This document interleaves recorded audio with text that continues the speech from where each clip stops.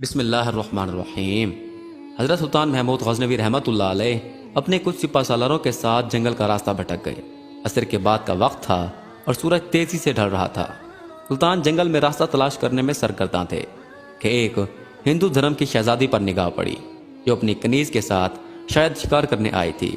اکیلی شہزادی اور اس کی کنیز اس چیز سے بے خبر دریا کنارے پاؤں ڈبوئے بیٹھی تھیں کہ ان کے پیچھے ایک جنگلی ریچھ پہنچ چکا تھا۔ اس وقت تک کہ سلطان کا تیر اس کے حلق سے آر پار ہوتا، وہ ریچھ شہزادی کی کنیز کو ایک ہاتھ کے پنجے سے ضرب دے چکا تھا۔ اس سے پہلے کہ شہزادی اپنا تیر سنبھالتی اور تیر کمان میں لگاتی، شاید بہت دیر ہو جاتی۔ سلطان محمود غزنوی رحمۃ اللہ علیہ نے تیزی سے 3 تیر اس جنگلی درندے پر دے مارے جس سے وہ ڈھیر ہو گیا۔ شہزادی کو یہ جاننے میں مشکل نہ ہوئی کہ اس مہارت اور بہادری کا مظاہرہ کوئی جنگجو ہی کر سکتا ہے۔ شہزادی سلطان کی طرف متوجہ ہوئی اور اظہار تشکر کے لیے اپنا تعارف کرواتے ہوئے بولی، میرا نام سمرتی ہے، میں جے پور ریاست کے راجہ کی اکلوتی بیٹی ہوں، میری جان بچانے کا شکریہ۔ میں تمہیں اپنے پتا سے کہہ کر فوج میں کوئی اعلیٰ عہدہ دلاؤں گی۔ ویسے تم ہماری فوج کے سپاہی لگتے تو نہیں ہو، کہاں سے تعلق ہے تمہارا؟ سمرتی شاید یہ نہیں جانتی تھی کہ اس کے سامنے کوئی معمولی سپاہی نہیں بلکہ اس وقت کے سب سے طاقتور اسلامی لشکر کے سربراہ اعلیٰ سلطان محمود غزنوی رحمۃ اللہ علیہ ہیں، جن کے نام سے ہی ہندو راجاؤں کے حلق خشک ہو جاتے ہیں۔ سلطان نے مختصراً اپنی شناخت ظاہر نہ کرتے ہوئے کہا، یہ کسی اور فوج کا سپاہی ہوں۔ چلیے محترمہ، میں آپ کو کسی محفوظ مقام پر پہنچا دوں، آپ میرے پیچھے چلتی آئیں، اندھیرا بڑھتا جا رہا ہے، راستہ نہ ملا تو شاید رات اسی جنگل میں بسر کرنی پڑے گی۔ شہزادی سمرتی یہ جان چکی تھی کہ یہ شخص لالچ اور خوف سے پاک ہے۔ وہ سلطان کی نظروں میں حیا دیکھ کر خود کو محفوظ محسوس کر رہی تھی۔ جنگل کی خاردار جھاڑیوں کی وجہ سے شہزادی کا پیرہن مختلف جگہ سے چھلنی ہو چکا تھا۔ شہزادی تھکاوٹ سے چور ہو چکی تھی۔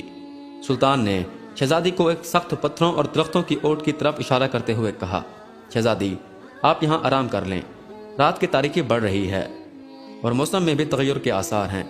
اندھیرے میں مزید سفر گھنے جنگل میں کرنا دشوار ہے، صبح سویرے نکلیں تو شاید میں آپ کو کسی محفوظ مقام پر پہنچا سکوں۔ سمرتی کے پاس سلطان پر اعتماد کرنے کے علاوہ کوئی دوسرا راستہ نہ تھا۔ سلطان نے محسوس کیا کہ شہزادی اپنے بیش قیمت مگر قدرے باریک لباس میں جنگل کی ٹھنڈی رات شاید نہ گزار سکے۔ سلطان نے اپنی موٹی چادر شہزادی کی طرف اچھال دی اور مانا خیز نظروں سے شہزادی کو دیکھا، جیسے کہہ رہے ہوں یہ اوڑھ لیں۔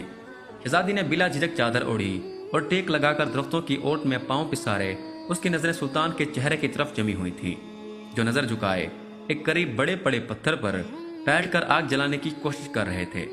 بالآخر آگ جل گئی اور اس کی روشنی میں سلطان کا نورانی اور بھرا ہوا وجاہت والا چہرہ چمک رہا تھا۔ سلطان نے شہزادی سے قطع نظر مٹی سے تیمم کیا اور نماز پڑھنے لگے۔ شہزادی کو جھٹکا لگا کہ یہ تو مسلمان ہے۔ ایک دفعہ شہزادی کانپ گئی، کہیں غزنی کے لشکر سے تو نہیں؟ یہ تو لٹیرے ہیں، گائیں بھینس بکری سب کا ماंس کھاتے ہیں، یہ مجھے زندہ نہیں چھوڑیں گے۔ لیکن اگلے ہی لمحے شہزادی اب تک کہ اس کے ساتھ گزرے وقت کو یاد کرنے لگی، اگر یہ اتنا شفاق اور ظالم ہوتا تو مجھے ریچھ سے نہ بچاتا۔ نہ چاہتے ہوئے بھی شہزادی کا دل پھر سے اطمینان اور یقین سے بھر گیا۔ سلطان نماز کے بعد دعا کرتے وقت زاروں قطار رونے لگے۔ روتے روتے سلطان نے اپنے خنجر کی نوک اپنے پاؤں کے انگوٹھے پر رکھ کر اس کو دبا دیا۔ شہزادی دیکھتی رہی کہ یہ نوجوان مجھ سے گفتگو میں بے تکلیف نہیں ہونا چاہتا۔ صبح سویرے سلطان نے شہزادی سے کہا، اب ہمیں نکلنا چاہیے۔ کچھ دور جا کر سلطان کو ایک سفید پتھر پڑا ملا جو سلطان کے سپاہی نشانی چھوڑ گئے تھے کہ راستہ اس طرف ہے۔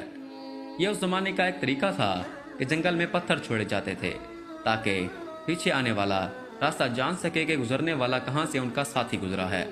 بالآخر سلطان اور شہزادی ایک ہموار راستے پر آ پہنچے۔ کچھ دور ایک چھوٹے سے گاؤں کے آثار نظر آ رہے تھے۔ سلطان نے کہا، یہ آپ کی ریاست کی حدود کا ہی گاؤں معلوم ہوتا ہے۔ شہزادی نے کہا، ہاں دیکھتے ہیں۔ گاؤں پہنچنے پر شہزادی نے گاؤں کے مکھیا کو بلاوا بھیجا۔ مکھیا اپنے ساتھیوں سمیت حاضر ہوا۔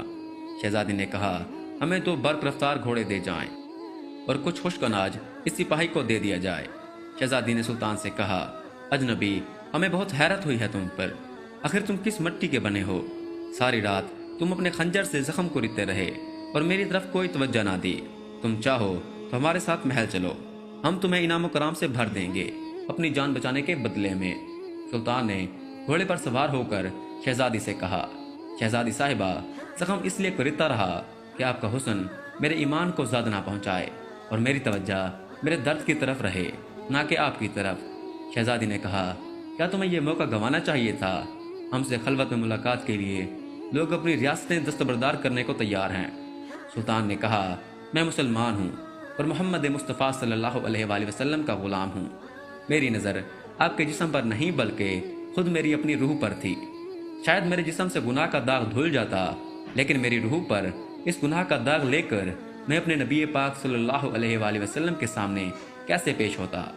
मुझे यह गवारा नहीं था, क्योंकि अल्हम्दुलिल्लाह मैं एक सच्चा मुसलमान हूँ। शहजादी ये जवाब सुनकर उस सिपाही के अपने सच्चे मजहब इस्लाम के साथ लगाव, मोहब्बत और वफादारी देखकर उसके किरदार से मुतासिर हुए बिना ना रह सकी, जैसे उसका दिल उसी अजनबी के मजहब और जिंदगी में शामिल होने के लिए बेकरार हो। ये कहकर सुल्तान ने इजाज़त चाही।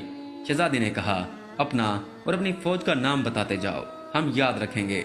सुल्तान ने चादर से निकाब ओढ़ा, तीर का कंधे पर डाला, तलवार म्यान में डाली और घोड़े की रकाबें पकड़ते हुए बोले, शहजादी, मेरा नाम सुल्तान महमूद गजनवी है और मैं ही गजनी की अजीम अल शान फौज का सिपहसालार आजम और बादशाह हूँ। ये कहकर सुल्तान ने घोड़े को ईड़ लगा दी और सर पर दौड़ते हुए आंखों से ओझल हो गए। अल्लाह अकबर, सुबहान अल्लाह, माशाअल्लाह। ये थे अल्लाह और रसूल के सच्चे वफादार। ऐसे थे इस्लामी सल्तनत के हुक्मरान और मुसलमान बादशाह और कामिल ईमान वाले। आज उनके नक्शे कदम पाक हम सब के लिए राय निजात हैं। इस पैगाम को दूसरों तक पहुंचाइए ताकि अल्लाह ताला किसी की जिंदगी को आपके जरिए बदल दे।